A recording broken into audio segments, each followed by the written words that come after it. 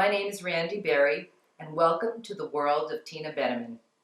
Tina is a therapist certified in resonance repatterning, plus she's an avid cook and gardener, as well as licensed to officiate at weddings.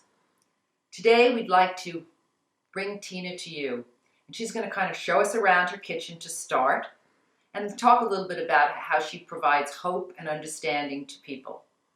Well, thank you, Randy. Well, being in the kitchen is the best place to start in my life because you can see so many things that I love right here. I mean, I've been blessed to learn so much from plants in my life. I mean, that was really important for me in my early life to discover that in the world of nature, everything cooperates for the benefit of the whole.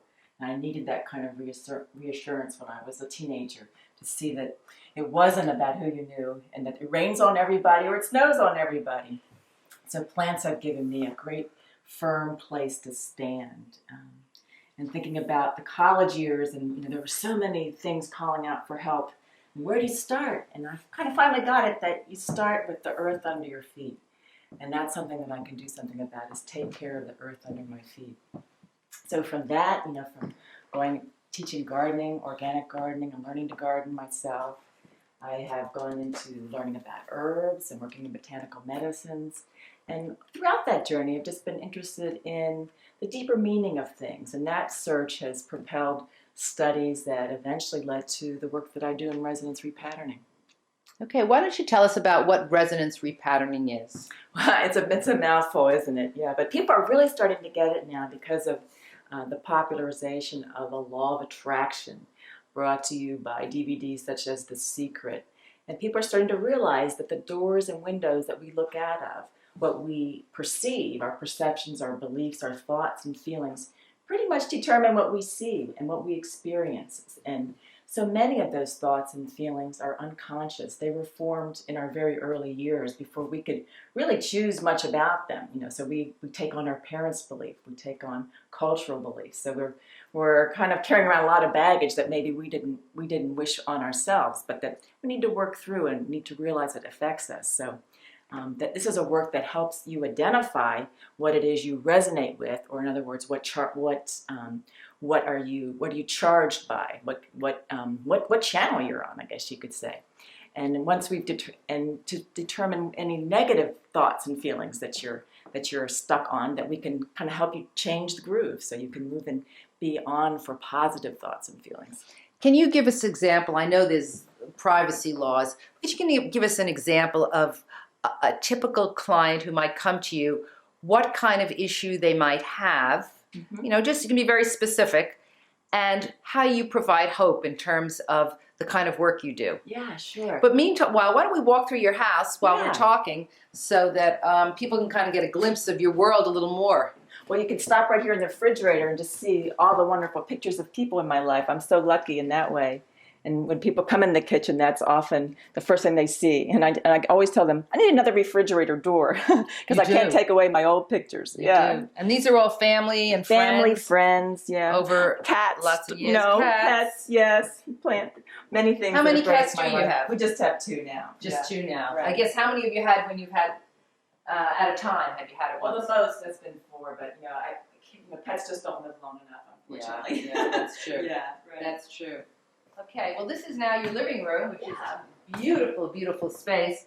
I notice you have some old quilts on the walls. Yeah. Which are magnificent. Do you know what part of the country they're from? Are they American? I really don't. When I first moved here, I had lived before this in a cabin that the ceilings were only about 6.5 feet tall. So this was like, oh my goodness, we got to do something on these walls. And I was wanting something old too, so such a new space. Sure. And so these were very inexpensive quilts that I bought that were just, ragbag quilts. But really? But they have, so beautiful. They've been touched, Yeah. many over, hundreds of hours spent on them. And they've been repaired by different people. I can see. They're beautiful. Right. So I enjoy having things that other people have touched and thinking of the thoughts and feelings in them. And we all stand on the shoulders of the people who came before us, and we are creating the future for those who come behind us. Yeah, that's true.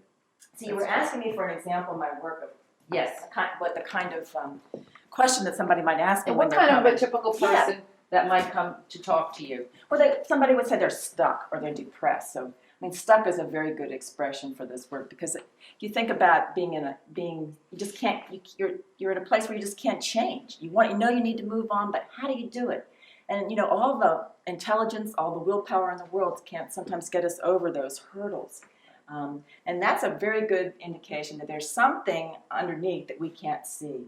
And the thoughts and beliefs that we formed, before we were even born, before we were, could speak, and even in the womb, impact us, because we're impacted by the frequencies of things around us. I mean, we take it in. It's the soup that we're born in and grow up in. And so we take on the thoughts and beliefs of our families. It's called entrainment. I mean, we resonate with the thoughts and feelings of those that we bond with for survival. The famous experiment about entrainment is the clocks. And if you put a bunch of clocks in a room, they eventually will start to, the pendulum will start to move at the same time. And the same thing where if you have a bunch of women in the same dorm room, their cycles will start to, to entrain with each other. So entrainment, and in the same way that like a good example of entrainment is to watch like two beautiful, well-practiced dancers or skaters work together and have their bodies mirror each other. That's, positive entrainment. So entrainment can be positive too, like entraining with the positive in life. But there's always a few, thoughts and feelings that aren't helpful to us. So, okay, I come in, for instance, I'll be the client coming in, and I say, I am stuck, I'm depressed, I have trouble getting out of bed. I wake up with this pain in my whole body, achy. How would you start? I assume you would start talking to me, but what kind of a technique would you use to start getting to get inside to this? Well, let's walk up to my office, because I'm going to show you the books that I work with. Okay. The process that I do is a very elegant one, and I use a system called muscle checking, which means I'm with your permission, I'm using my muscles to entrain with you and determine from the template of your body-mind, the part of you that knows your wholeness, that's in touch with that. That's what's guiding this session. Just come in here. And you can sit with Sam here. I don't know if Sam wants me to sit with him. Right, Sam likes to be the client too. Hi, Sam. That's your chair, I can tell. Right. Well, this is usually my chair Is here. this where you and where does the client usually sit? The client would be right sitting here with Sam. Sam. Right, do you mind? Sam usually does move. In fact, I usually try to keep him out of here because some people are allergic to cats, but of course that's where he wants to be as soon as I open the door. Well, I'll just sit here if this is okay. And he's a very healing cat. And but if you're the client, I would be asking for your permission to begin. And then I would use muscle checking, which is a way of determining it's a way of accessing that incredible wealth of knowledge that's contained within your body-mind. No matter how much I studied, I could never know everything that's right there, because we're not adding anything new to you. We're just kind of clearing the mirror so that you can shine to your clearest brightness. Let's put it that way. Okay. So with your permission, I'm using muscle checking, which is used in many other modalities, like chiropractic work, for example, to guide the session. Okay. Would you mind doing the beginning of a muscle checking with me? Well, sure. May I have permission? Absolutely. Okay. So what I'm using is my fingers, and if the muscles hold, that's called an on response. Okay. And if they let go, that's an off response. Okay. So it's whether something strengthens, it holds, or weakens. Okay. It's off. So I would check. I'm using my fingers like the yellow pages to go through all of these books that are like maps here. So I'd say, Randy, checking now for Randy. We need something from orientation.